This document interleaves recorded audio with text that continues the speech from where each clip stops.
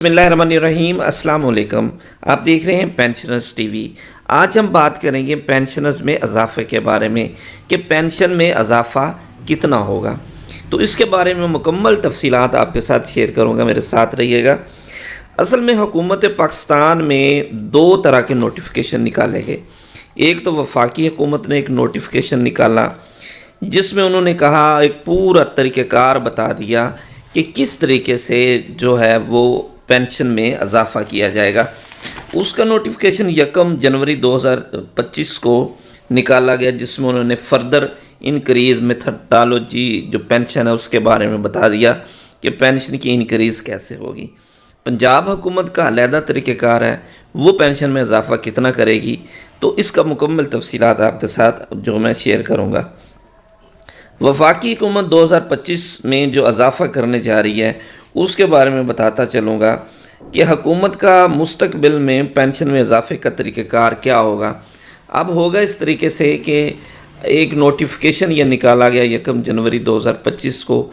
इसके मुताबिक ये है कि अगर आपकी पेंशन में इजाफ़ा होता है 10%, 15% या 25% या 5%, जितना भी इजाफ़ा होता है, तो आपकी बेस लाइन जो पेंशन होगी उस पर इजाफ़ा होगा। अब बेस लाइन पेंशन के बारे में बताता चलूँ कि हुकूमत ने अभी तक जो एक नोटिफिकेशन है उसके मुताबिक यही है कि आपको 35% कम्यूटेड मिलेगी और 65% आपको पेंशन मिलेगी।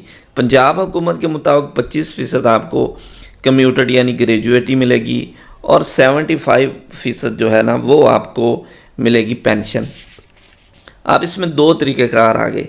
एक तो ये है कि 30% या अभी एक 30% का भी नोटिफिकेशन आया हुआ है, 30% या 35%। इसमें आपको रकम मिलेगी 30% तो आपको मिल जाएगी रकम, या 35% मिल जाएगी आपको कम्यूटेड पेंशन, कम्यूटेड जो आपकी ग्रेजुएटी होगी, लेकिन जो बाकी 65% बचेगी वो आपको पेंशन मिलेगी। अब अगर आपको 75% मिलती है या 65% मिलती है तो वो आपको नेट आपकी जो पेंशन होगी उसी के ऊपर वो मिलेगी। उसको हम बेस लाइन पेंशन कहते हैं। सरकारी मुलाजिम जब रिटायर्ड होता है तो रिटायर्ड होते ही उसको नेट पेंशन जो उसकी होगी वही उसकी बेस लाइन पेंशन होगी।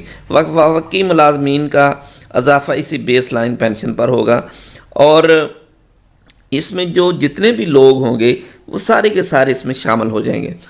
अगर किसी कोई 10 साल से पेंशन ले रहा है, 15 से ले रहा है, 20 से ले रहा है, तो वो सारे के सारे जो होंगे इसी में शामिल हो जाएंगे।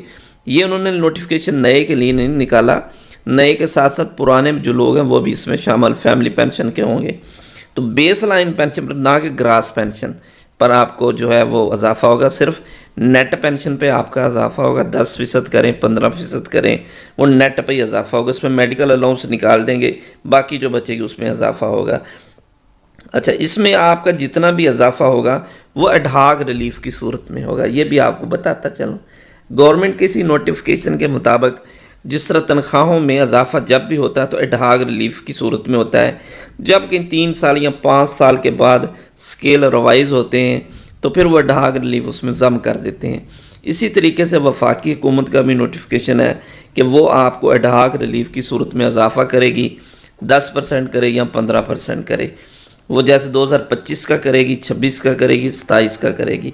27 के बाद जाकर एक कमेटी बैठेगी, वो उसका फ़ैसला करेगी कि इनमें से वो कितने जो मतलब पेंशन है, कितने साल 2025 वाली क्या वो ज़म करती है, 26 वाली करती है या तीनों ज़म करती है, वो असल पेंशन वो चीज़ें सारी शामिल हो जाएंगी।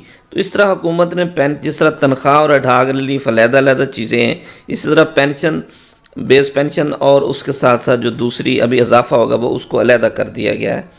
लेकिन पंजाब में इसका तरीक़ेकार और है। पंजाब में मुस्तकबिल में जो इसका फ़ायदा होगा वो इस तरीके से पेंशन में इजाफ़ा होगा कि अगर आपकी तनख्वाहों में इजाफ़ा 30% होता है तो वो कहती हैं जी 50% इजाफ़ा आपकी पेंशन में होगा।